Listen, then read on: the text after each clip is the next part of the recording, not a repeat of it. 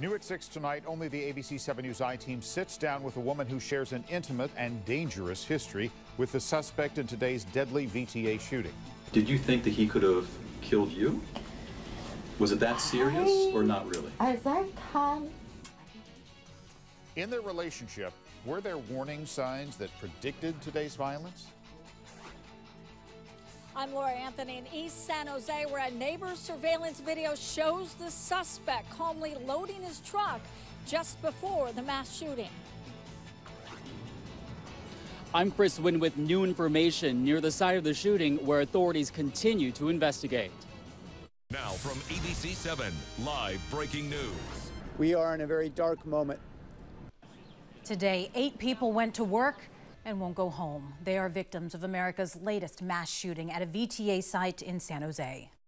It is an extremely sad day in the history of Santa Clara County, but I'm also very proud of the response by law enforcement. The first teams through the door were the Sheriff's Office and San Jose Police Department, and they're my true heroes. There was active shooting going on at that time. This is an active shooter, reportedly 8 employees at the light rail maintenance yard. When I heard that there's a shooter, then I just exited the building. When they said goodbye to their spouse this morning, they didn't mean goodbye forever. They meant goodbye until dinner time. And the emotion. Good evening, and thank you for being here with us. I'm Anna Dates. And I'm Dan Ashley. You're watching ABC7 News at 6, live here on ABC7, Hulu Live, and wherever you stream. Right now, the bomb squad continues to search for explosives at the VTA light rail maintenance yard in San Jose. That's where, almost 12 hours ago now, 8 people were shot and killed during a shift change. The shooter is also dead. Investigators think he shot himself. Officials are still attempting to notify family members, and no victims' names have been publicly released. The one name we do know, Samuel Cassidy, the 57-year-old, is the suspected shooter. At the suspect's home, the inspection continues for explosives, weapons, and any evidence about why he left his home, went to work, and started shooting. A neighbor's surveillance camera captured his departure, as well as the fire that erupted at the house moments later. Now, that home on Angmar Court and McLaughlin Avenue is just 11 miles from the site of the shooting on West Younger Avenue, as you can see on the map. Now, we have live team coverage tonight at those locations, the crime scene and the suspect's house, with ABC7 News reporters Laura Anthony and Chris Wynn. ABC7 News reporter Leanne Melendez is also live with us tonight from the Family Assistance Center, which has been set up at the Red Cross. First, we want to hear from ABC7 News I-team reporter Dan Noyes. Late today, the suspect's former girlfriend came to ABC7 and spoke to Dan. Dan is live with her story, which is new at 6. Dan. Well, Amma, the woman who does not want to be identified, had a court case against Sam Cassidy in 2009, claiming that he threatened her and sexually assaulted her. I feel sorry about the people who get killed. But yeah, I really feel bad about the people who died, you know what. I can't believe, you know what. It's unbelievable. But you feel fortunate for yourself? Yeah, fortunate. I didn't marry him. I feel lucky. I'm still alive. Tell me how you met Sam Cassidy. I met him on Match. On Match.com? 2 months later, he asked me, he said, let's get engaged. Let's engage. Wait, he asked you to be engaged? Yeah, 2 months. After 2 months? Yeah. I turned him down. I said, are you sure? I said, too soon, you know. I don't know him, you know, right? I'm a slow person. I want to know somebody slowly. What sorts of things did he say about his work? Did he ever complain? Oh, yes, he did. Stressful, too much work. Attorney Robert Cummins represented the woman in a domestic violence case against Sam Cassidy. What do you think about what happened today? I was shocked. I was in the gym working out and I found out about it and I was like, no, this can't be. And just to emphasize what the woman said, Sam Cassidy complained about stress on the job, said that he had too much work to do, also complained about the supervisors who he thought were picking on him. Now, by the way, I just obtained the court file late today in the case, and it has emails and affidavits from Sam Cassidy. I'll be going through this through the evening here, and have more on ABC7 News at 11. Amma and Dan. Yeah, and Dan, how emotional of a day this must have been for that woman.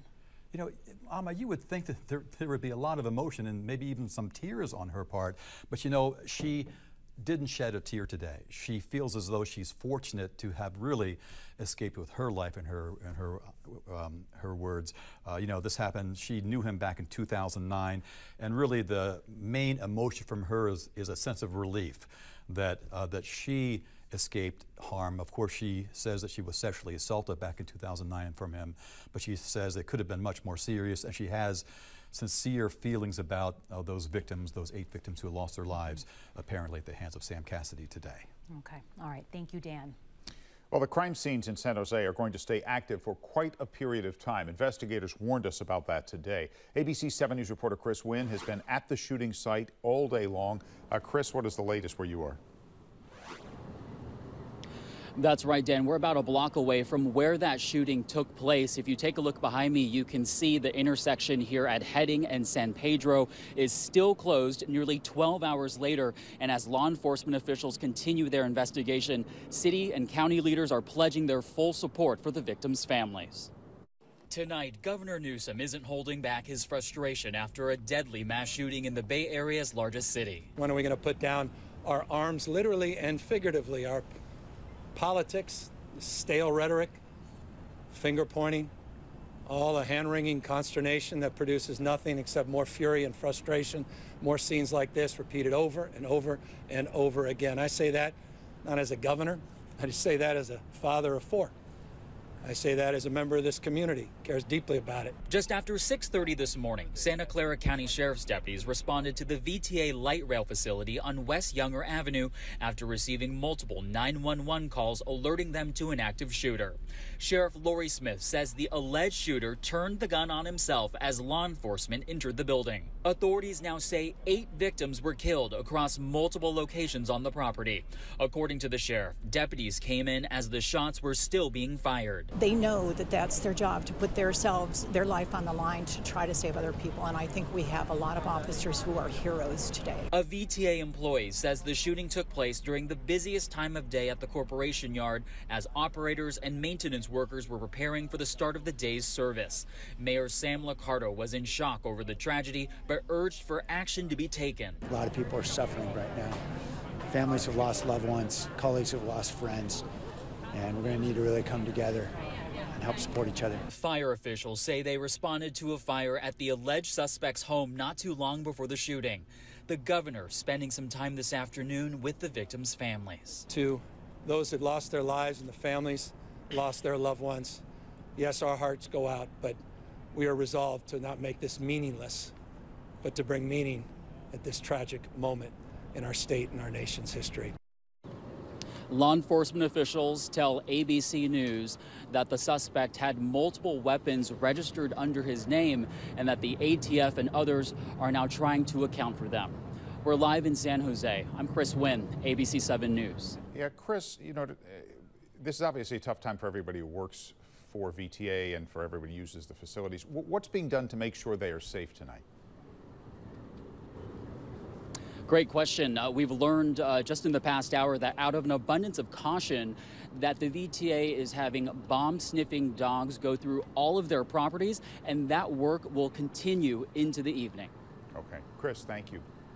And as we showed you earlier, the VTA yard is not far from the shooter's house, which is itself a crime scene at this hour.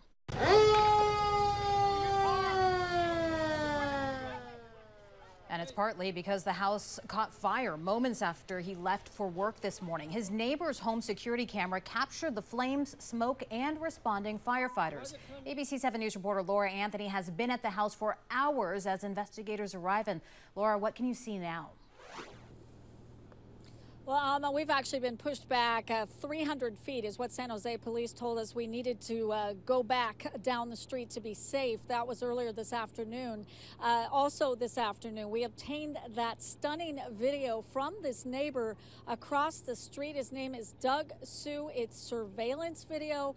He told me this morning when I first talked to him that he had cameras trained, he thought, on the house across the street, the neighbor's house, that of the suspect in the shooting. And when he got home this afternoon, afternoon, he went and looked at the cameras, and this is what he saw. It is his neighbor, presumably Sam Cassidy. It appears he's even dressed in his work uniform, and he quietly is going about his business, putting stuff in his truck. A few minutes later, Mr. Sue obtained this video on his cell phone. This shows the house, Cassidy's house, going up in smoke and flames. This was a 2-alarm fire. It was quite an event. Mr. Sue talked to us about an encounter, an uncomfortable encounter he had with his neighbor a few months ago. Talked to him 5 times, say hi, but he never talked to me, say hi. He's kind of looking and staring at me all the time. He never say hi. He just don't say anything. Kind of scare him. He looked like a scared person. He's living alone. I never see his friends. I never see his families. I never see anybody coming with his house. He's a live alone. And what happened that one time you were describing when you were trying to back your car out? Oh, he yelling at me, "Do not come to my driveway. You have to get out." So I took off. And after that, I haven't talked to him since then. And when was that about? Yeah, maybe about 6 months ago. After that, I never say hi, and I ignore him. And here's some video that we actually shot also earlier this afternoon. These are the bomb technicians going in. You can see they're heavily clad, outfitted in those outfits, those bomb protection outfits. We saw investigators from Sky 7 combing the suspect's backyard. And at different points, we saw them actually carrying some items that look like orange sandbags into the property. We can only speculate that those might be some kind of protective sandbags in case they decided they needed to detonate something. We do know from the mayor earlier today and investigators that they did find some quantity of ammunition as well as some fuel tanks inside this home of Sam Cassidy. Now back live here, we can show you what it looks like just looking down the street. Like I said, I'm about a football field away at this point, pushed back to this distance earlier today because they told us it was for our own safety. You can see there are a number of investigators. There's no indication at this point, Alma and Dan, that this is going to wrap up anytime soon. We have seen both San Jose Fire and police as well as federal investigators. This scene has really only been growing in recent hours. ATF, FBI, they are all here. Back to you guys. Yeah, and Laura, we saw things going into the house. Have you seen investigators bring anything out of the house? Not necessarily. We think we saw them bring out a few evidence bags earlier today, what we believe would be evidence bags, those paper bags that you see the investigators bring out of buildings when they're bringing things out. They've also been pretty careful to create sort of a barrier, if you will, between us and what they're doing. They've been had some large trucks and things blocking our way. And again, from Sky 7, for the most part, what we saw was them bringing these bags into this home. This appears to be an investigation that is going to go on for many hours, perhaps many days. Yeah, seems like it. All right, Laura, thank you. Well, 2 locations have been set up for victims' families to provide them with support and, of course, information. ABC 7 News reporter Leanne Melendez is live at one of them that's located at the Red Cross tonight. Leanne? Yeah, Dan, this is where the Red Cross is telling families to come to get support and the information, any new information that they might have. But I want to focus on one particular family so you can understand the level of frustration, right? And what they've been going through all afternoon. Nearly 12 hours have gone by, and this family has not heard from their cousin, who, by the way, is a train operator. So again, put yourself in their place, if you will, for a moment, the level of anxiety that they are going through, not knowing. Now, some of the family members came from the Central Valley hoping to get more information about their cousin who lives in the Bay Area, is married, and has 2 small children. His shift is from 4 o'clock in the morning to 12 o'clock. They have not heard from him despite numerous calls to his cell phones. Now let's listen to his cousin.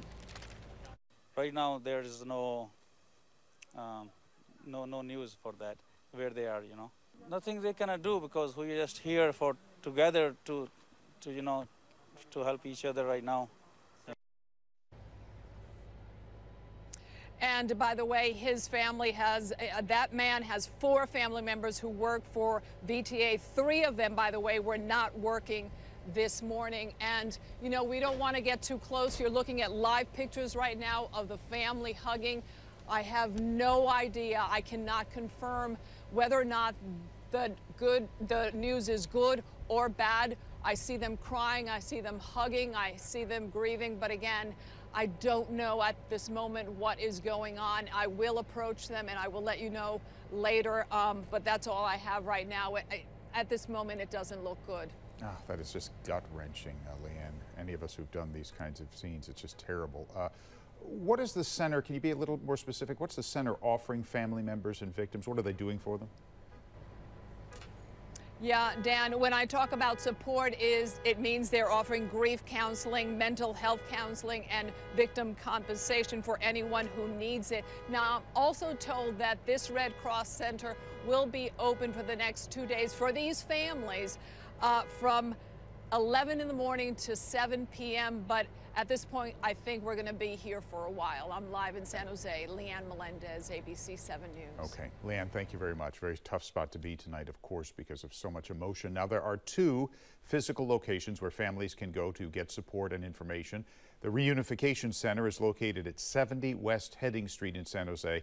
Leanne, who you just heard from, is at the Family Assistance Center.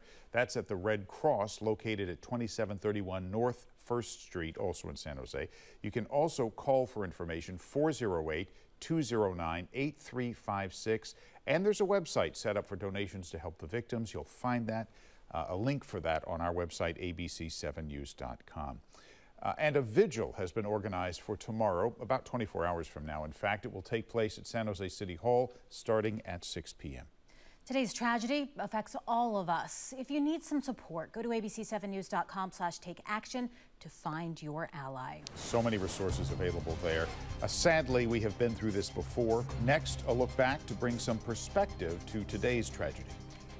I'm Spencer Christian. I'll bring you a look at the Memorial Day weekend forecast and some summer-like heat coming our way in just a moment when ABC7 News at 6 continues.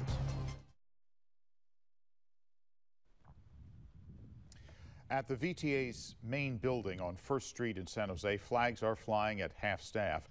President Biden has ordered all flags lowered to honor the 8 people killed in a shooting this morning at the light rail maintenance yard. Flags at the White House were also lowered today. Unfortunately, the Bay Area is no stranger to mass shootings in public places, including today's attack. There have been 5 in the last 10 years. In 2011, a man killed 3 co-workers during a safety meeting at Lehigh Cement in Cupertino. He was shot to death by police in a gunfight. A shooting at Oikos University in Oakland in March of 2012 left 7 people dead. Juan Go of Alameda was convicted of those killings. He was sentenced to spend the rest of his life in prison under a plea deal. That's his face. In 2017, a UPS worker shot and killed 3 co-workers at a company facility in San Francisco.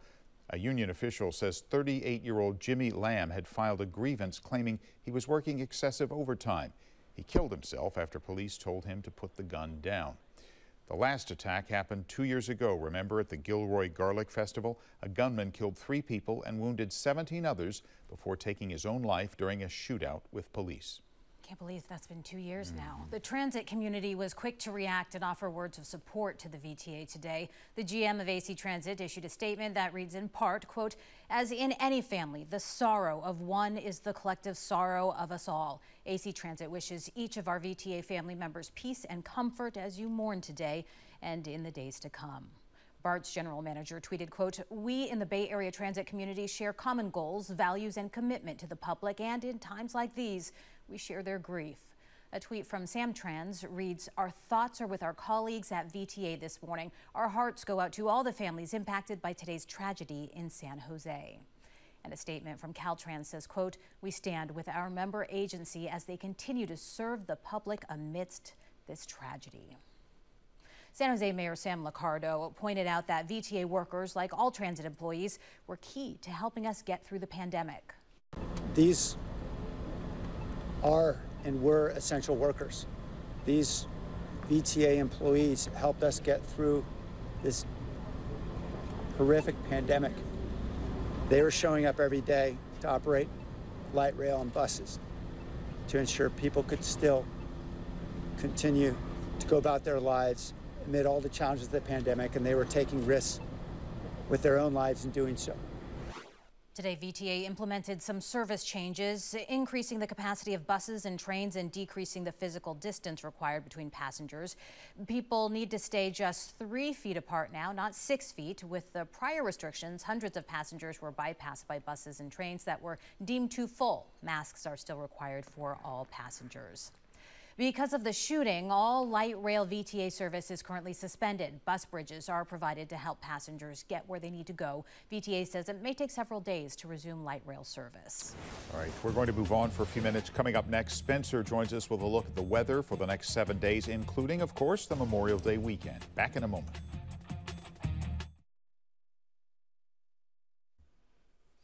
All right, we have a lot of news to cover today, but we also need to talk about our weather. We do. Holiday weekend coming up. Spencer is tracking some heat, Spencer. That's right. Here's a little preview. We'll start with a view, a beautiful view of a little bit of a hazy, bright sky looking down from Mount Tam onto the bay. These are our forecast features. A mild seasonal pattern will be with us tomorrow and Friday. It gets cooler, cloudier, and windier on Saturday, and then we're going to have a sharp increase in temperatures on Sunday and Monday. For tonight, you can expect the usual low clouds at along parts of the coastline and some fog and some high clouds moving over as well. Overnight lows will be mainly in the mid to upper 40s. And tomorrow we'll have high clouds but hazy sunshine, breezy at the coast. Highs will range from upper 50s at the coast to near 70 around the bay shoreline to mid 80s inland. But look what's coming our way.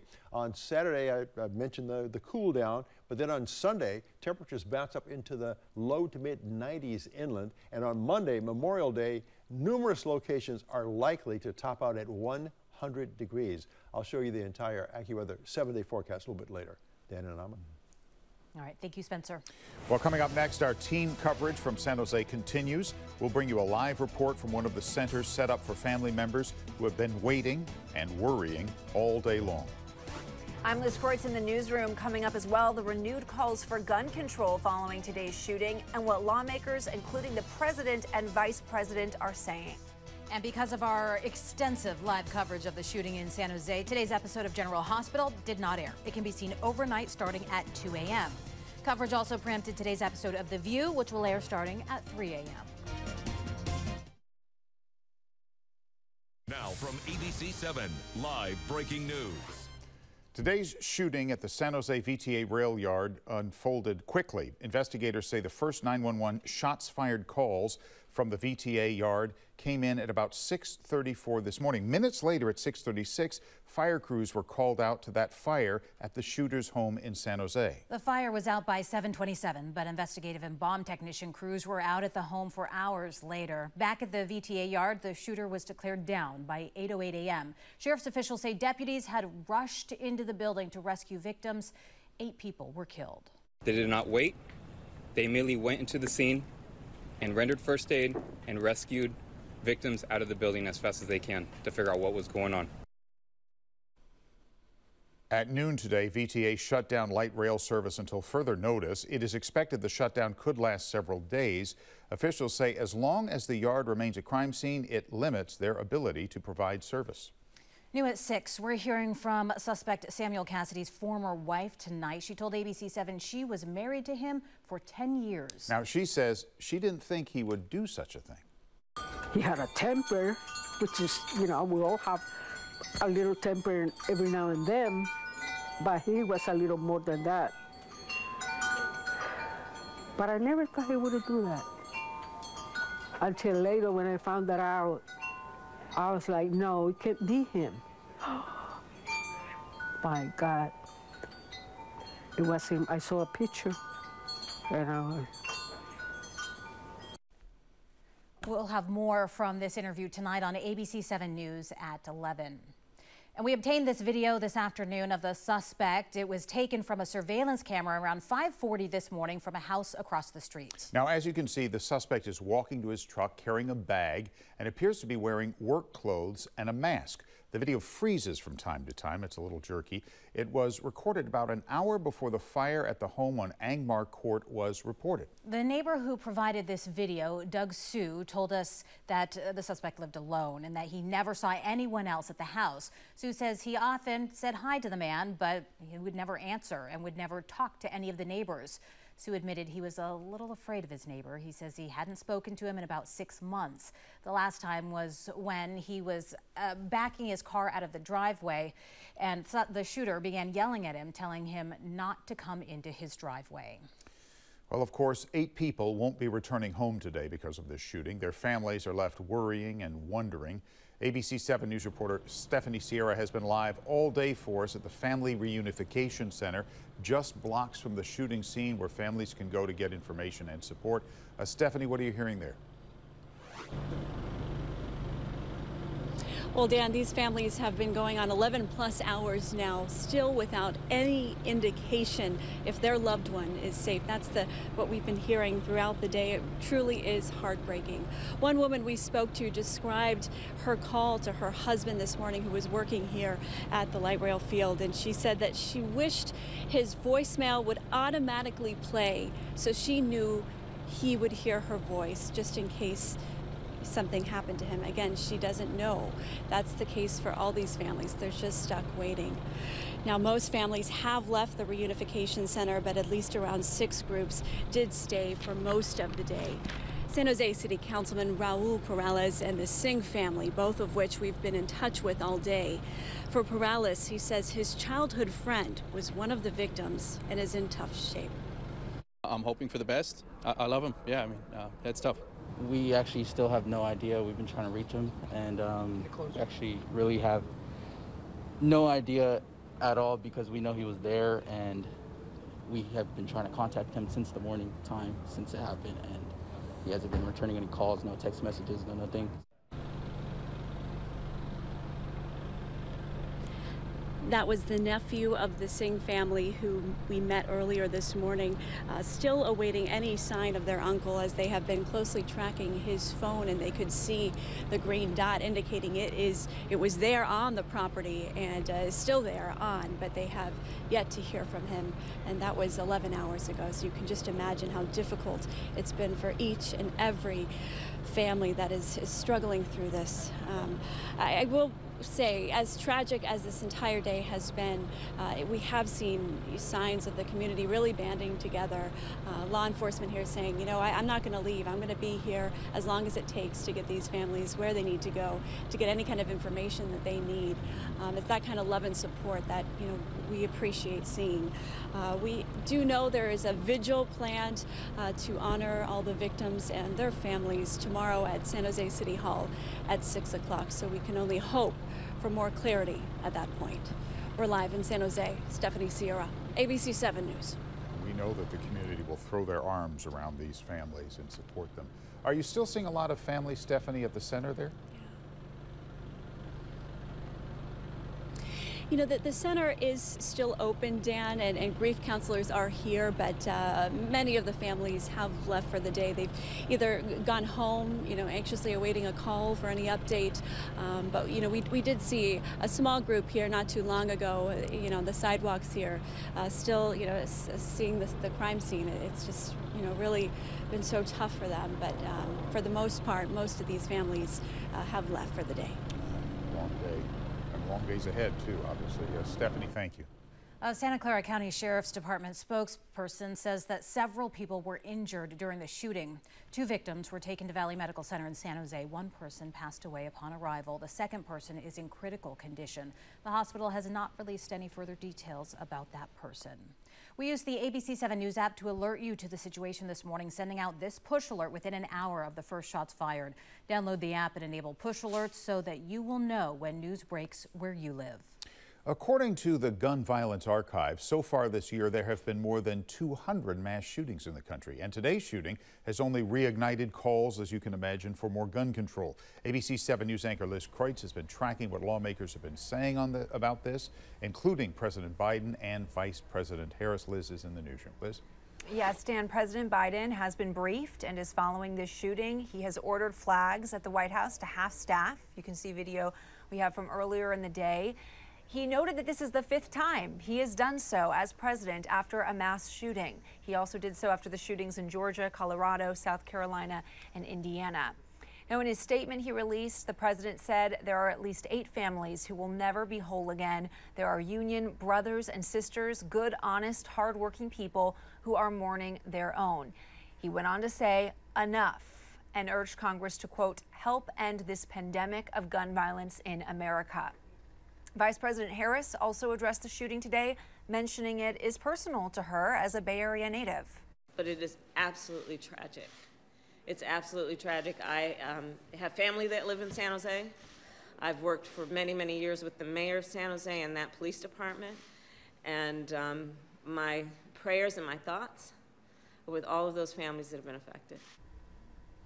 She also tweeted out about the need for gun control, and so did Congressman Eric Swalwell. You can see his tweet here. He said, enough is enough. We simply don't have to live like this, and it is time for Senate Republicans to find the courage to act.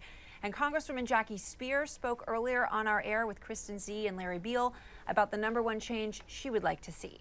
Closing these loopholes. Everyone has to have a background check, but there's a loophole for those who wouldn't be eligible to buy a gun by going to gun shows or to the internet. So those loopholes she wants closed. Now, the executive director of the pro-gun lobbying group, Gun Owners of California, believes this is not about gun control. He told me California has the strictest gun laws in the country, and yet it still doesn't stop something like this. We should point out, though, a recent survey found 6 in 10 Californians do favor stricter gun laws. 7 in 10 people in the San Francisco Bay Area do. Dan. Yeah, and Liz, of course, both sides will dig in here as they always do after these tragedies. Let's talk a little bit more about gun sales. They've gone up over the past year across the country.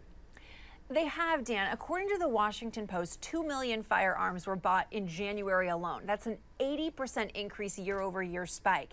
And it's believed to be for a combination of factors. You know, the feeling of uncertainty around the pandemic led to a lot of panic buying, the violence following George Floyd, the Capitol riots in January, and the new Biden administration, and fears from some that he might crack down on gun sales. So all of that has played a role, Dan. Okay. Thank you, Liz, very much. The Santa Clara County District Attorney says the investigation will involve looking into the shooter's background to see if there were any warning signs, because those could have allowed someone to take action. In California, we have red flag laws, which allow for, if an individual sees someone that seems like they're becoming mentally unstable and talking about hurting or shooting people, they can contact the police, who will contact the DA's office, will go to a judge, and within hours we can remove those guns from that person's possession. We've done that hundreds of times in this county in the last couple of years, and we have stopped dozens of mass shootings. South Bay Congressman Ro Khanna told us today that the suspect should not have been in possession of the weapons that were used today. He says he's been fighting for a background check law since he took office 5 years ago. We need to know why in the world would someone like Cassidy, the suspect, have access to these kind of guns and weapons. I mean, there are reports that he may have had a domestic violence incident. He obviously was prone to violence. There's no way someone like that should have a gun that can kill many people in seconds. And this means that we need stronger red flag laws. We need to have a universal background check with some teeth in it, so that those who are going to commit these kind of horrific acts don't get access to weapons that can really destroy communities in seconds. President Biden offered his condolences today and says his administration is monitoring the situation in San Jose. Today's shooting happened as Biden's nominee to lead the ATF was facing a confirmation hearing on Capitol Hill. The ATF is tasked with enforcing firearms laws. California Senator Dianne Feinstein mentioned the shooting in her question to nominee David Chipman. Well, I wanted to say thank you for that question, but first, I'm sorry to hear that news. I wasn't aware of that. If I'm confirmed as ATF director, one of our priorities at ATF will be focusing on gun trafficking, the unlawful transfer of legal guns to criminals, and perhaps in this case, a crime like this could be prevented.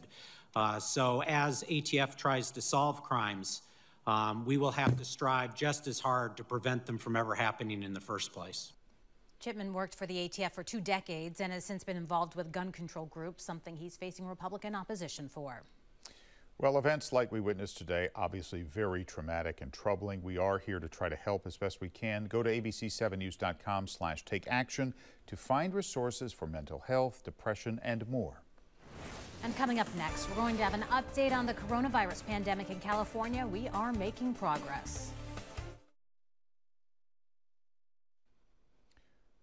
Sky 7 was up all day to give you a better idea of the landscape of the shooting at the VTA today. It happened at a maintenance yard for Valley Transit Authority. The 911 calls take you right to the scene when so many realized this wasn't going to be a normal day at work. This is an active shooter, reportedly 8 employees at the light rail maintenance yard. We have no visual of where the shooter is right now. PD has multiple units, code 3, and some on scene investigating. Employees are evacuating to the parking lot, and it sounds like there may be active shots heard again just right now.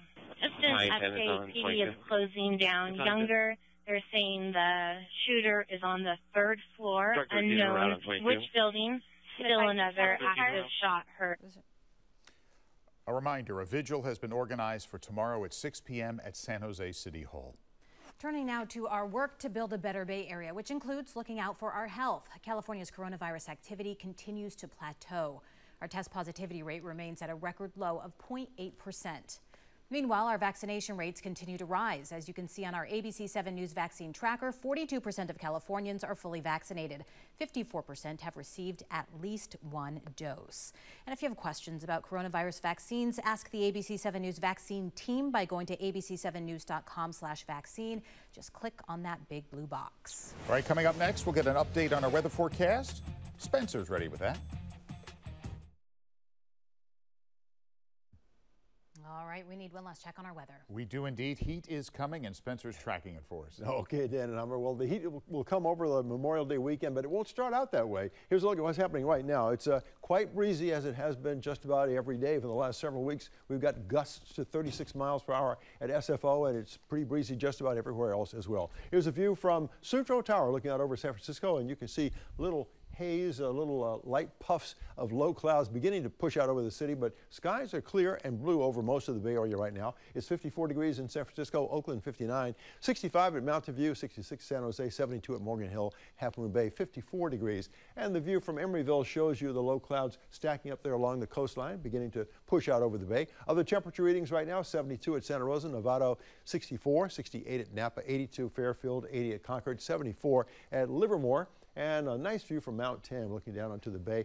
Looks a bit hazy, but skies are bright, and these are our forecast features. Mild and seasonal pattern will be with us tomorrow and Friday. It'll be cloudier, cooler, and windier on Saturday as Memorial Day weekend begins, but then temperatures will soar on Sunday and Monday with some summer-like heat coming our way. For tonight, this will be the pattern. We'll see more low clouds forming along the coastline and pushing locally across the bay. Lots of high clouds will be passing by as well. And then tomorrow, same picture. Some of the low clouds will linger along the coast during the day and into the evening hours, and high clouds will continue to stream through the Bay Area sky. Overnight, low temperatures tonight will be mainly in the mid to upper 40s. And tomorrow's highs, well, down in the South Bay, we'll see highs up to 74 at San Jose. On the peninsula, mainly upper 60s to low 70s, 72 at Redwood City, 71 Palo Alto, upper 50s on the coast. Downtown San Francisco will top out at 62 degrees tomorrow. Up in the North Bay, 82 at Santa Rosa, 81 at Sonoma, 80 at Napa. East Bay highs, Oakland 68, San Leandro 69, Castro Valley 70. Inland East Bay, we'll see highs in the low to mid 80s for the most part. Now, we'll skip ahead to Saturday, which will be relatively mild to cool, but then on Sunday, high temperatures will move into the low to mid 90s inland, mid 70s around the bay shoreline. The coast won't warm up very much. And Monday, which is Memorial Day, we'll see several locations reaching or exceeding 100 degrees. Fairfield likely to hit 100, maybe 102. Antioch may hit 100, 103 at Cloverdale and Clear Lake. And all around the bay, we'll see highs up to about 80 degrees. So it's really going to be hot on Monday in our inland areas. Here's the AccuWeather 7-day forecast. A little change tomorrow and Friday, then windy, maybe even some morning drizzle on Saturday, a little bit cooler. Then Sunday, the heat cranks up, really cranks up in high gear on Monday, and it'll be slow to taper off going into the middle of next week. We've got some very warm weather coming our way. Dan and Amma. All right, we're in for it. Thank you, Spencer. And coming up tonight on ABC7 at 8 o'clock, you can watch the premiere of Press Your Luck. That will be followed at 9 by the premiere of The $100,000 Pyramid. And then at 10, it's A Million Little Things. And of course, please stay with us for ABC 7 News at 11. And we'll be right back. And we have breaking news to tell you now. We have confirmed the name of one of the victims in today's shooting. Tapchesdep Singh is his name. We spoke with his family earlier today as they were awaiting an update, and they have now confirmed to us tonight that Singh has died. He was a VTA employee. He lived in Union City. Today's shooting killed 8 people. The shooter also died. Now, on the ABC7 Bay Area Connected TV app, we've added content about today's shooting. Our app is available for Apple TV, Android TV, Amazon Fire TV, and Roku. Download the app now, and you can start streaming. Finally tonight, a few thoughts about what really matters. Once again, we're at a familiar and dark moment in America. This time, it's not in some distant city elsewhere in the country, but right here at home. Our friends, our neighbors, shattered. 8 people who left for work this morning in San Jose with no way to know that they would not be coming home. 8 people who survived the pandemic but would not survive a day at the office. Politicians will tell us that we must take action so that this never happens again. But of course it will happen again. God forbid it might happen again tomorrow. Our leaders are right about one thing. We have to do something. This cannot be the way we live in this country. As the governor said from the scene today, what the hell is going on in the United States of America? What the hell indeed? The right answers are hard to agree on, and I certainly don't have them, but I do know that what really matters is that enough is enough. It has to stop, and we have to stop it. I always love to hear from you. Let me know what you think. Follow me on Twitter and Facebook at Dan Ashley, ABC7. What a terrible, tragic day it has been. We continue to follow all of the latest developments. That is going to do it, though, for this edition of ABC 7 News. But again, be sure to tune in with us later tonight at 11. For now, though, we thank you so much for being with us. I'm Amma Dates. And I'm Dan Ashley. For Spencer Christian, all of us here at ABC 7 News, our entire team working so hard today to bring you the latest from San Jose. We appreciate your time. Join us again for ABC 7 News at 11, but we hope you have a nice evening.